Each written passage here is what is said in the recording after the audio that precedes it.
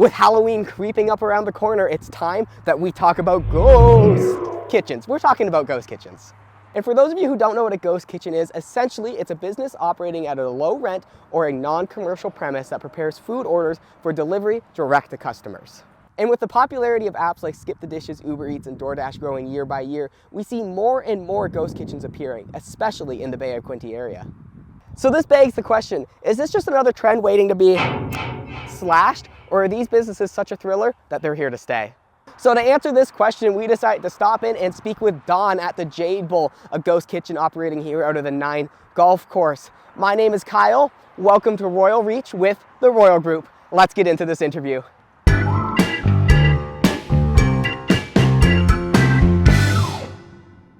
Now, thank you so much for taking the time to interview with us. We just had a couple questions about operating a ghost kitchen. Like, to start, what inspired you to start up your ghost kitchen? Yeah, so my brother Gary and I have always wanted to own a business like this. Mm-hmm. And he has been in the food industry for some time, and he was managing a restaurant, and that restaurant kind of was changing its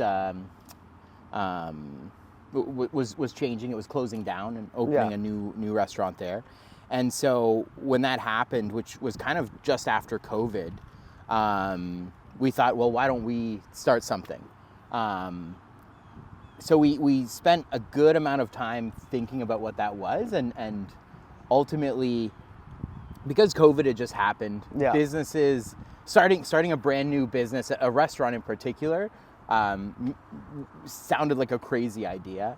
And so we wanted to make sure that what we were operating and what we were starting was going to be very lean, require very little capital to start, and we knew that we were going to have to be flexible and innovative and creative with whatever we opened up. And a ghost kitchen sort of afforded us that. It let us be a little bit creative with how we structured things, with what our needs were. Mm-hmm. So we ultimately decided on Chinese food and opened the Jade Bowl. Well, you kind of touched upon it earlier, but how much easier is it starting something like a ghost kitchen versus a full-on restaurant? Yeah, I mean, your capital and resources, when you're starting out, like, we didn't want to have to provide a lot of inputs into the beginning stages of the business, because if we knew that, if we had to invest a ton of money into it, or a ton of resources and time into building something just at the very beginning, then that probably wasn't going to be super successful. It would take a lot longer to recoup our investment. So the great thing about a ghost kitchen, we don't have to have public washrooms, we don't have to have tables, we don't have to have servers for those tables, we don't have to have plates and cutlery and all these sorts of things. And so immediately we're really only dealing with half the stuff that a restaurant has to deal with. I imagine that makes it a lot easier to operate as well. Makes it a lot easier to operate. Our startup costs are lower. Our like maintenance costs over time are much lower. I noticed lately, especially since, like you mentioned, since COVID ended, a lot more ghost kitchens are popping up in Belleville specifically. I was up in Ottawa for a while, you see them everywhere, and now they're trickling their way into Belleville. From your perspective as an owner, do you expect that we're going to see a lot more of them coming up in the future? I think so, because, in this economy, people are looking for ways to add value to their real estate or to their existing business.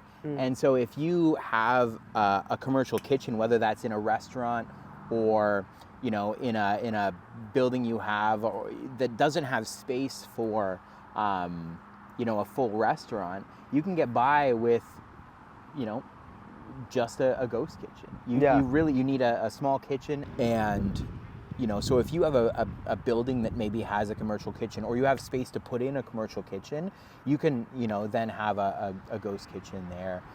Whether you're leasing that space to them, or they're providing a service to your tenants and residents by having food.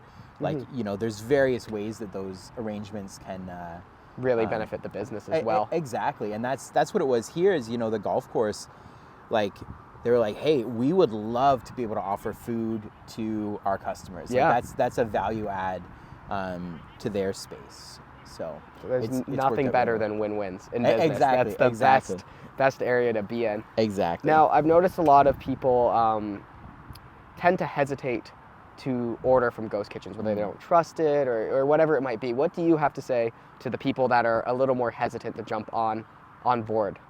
Yeah, you know, I mean, one of the downsides for a lot of it is, you know, most of the ordering happens through things like DoorDash, Yeah. Skip the Dishes, Uber Eats, etc. And you know, I think there are a lot of people who don't want to necessarily pay those fees to order from there. You can also order off our website or come in person. Yep. And you know, now that we're at the golf course, you can kind of sit down and eat too. But I think that, you know, we undergo the same health inspections, the same Yep. like certifications that other restaurants have to have, except we don't have to spend time focusing on, you know, that front of house Yeah. part as well. So there are less vectors, I think, for, you know, cross-contamination, for like unsafe or unhealthy Yeah. spots, because, you know, you don't have to deal with that front of house portion. There's not people always there. And I think that is a big reason why during COVID and post-COVID that these kinds of kitchens are popping up in smaller towns like Belleville, because you don't have to worry about any of that other stuff. You don't have to be 6 feet away from another diner because there are no diners. Yeah. So that's, and you can run with minimal staff a lot of the time. There are ghost kitchens that do, like, you know, in big cities, as I'm sure you know, like 6 or 7 ghost kitchens in one spot. Yeah. You know, and so those spots maybe have a little bit more opportunity for things like cross-contamination and Yeah. whatnot. Because we're sort of a small operation and we're sort of like, we're not like a franchise. We're all locally set up and whatnot. You know, we try to put a lot of effort into making sure that people with different food allergies can still enjoy our Yep. food, because more and more that's a common thing that people understand about themselves, is that they you know, they can't have this food or they're allergic to this. And so, you know, we put maybe a little bit more effort into trying to avoid cross-contamination and having options on our menu for everyone. For everyone. So yeah, I mean, I think that you know, you shouldn't hesitate to try a ghost kitchen. Yeah. I think that, you know, a lot of them are great. Sometimes, you know, you just want to sit down at a place, and I get that too, and that's why, you know, we've benefited from being here where people can sit down. But you know, I think there's a lot of opportunities going forward for places, you know, ghost kitchens that maybe have like some kind of patio, like you might find at like a food truck, where it's like, you know, we don't have table service, we don't have these things, but there are a bunch of tables out there. You take your, you know, takeout order and you go and you can sit down and enjoy, especially in the summer. Yeah. You know, it's so nice to be able to be out in the nice weather, which we have right now too, in end of October, which is love to see that. Nice from a business perspective. Yep. So yeah. Well, to wrap it up then, where can folks find you if they want to try you out? Yeah, so we are here at 1915 Old Highway 2 at Nine Golf. Just come right inside the clubhouse and order some food. You can also find us on DoorDash, Skip, and Uber Eats. And you can just Google us. We're on Facebook, and we have our own website as well. And, you know, we take orders through our website too. So right on. Well, we appreciate you taking the time to answer some questions and provide valuable insight on what it's like to own, operate, and just the general world of ghost kitchens. My pleasure. Thank you very much. So there you go, a little bit of insight into ghost kitchens and how they operate. So now we have to ask you, is this a genius business model or just another trend passing through the Belleville area? As always, comment your thoughts down below. We'd love to hear them. And make sure you follow us for more Bay of Quinte content. If you have any real estate needs, make sure you contact the Royle Group at Century 21 Lanthorne and Associates. All the information is down below.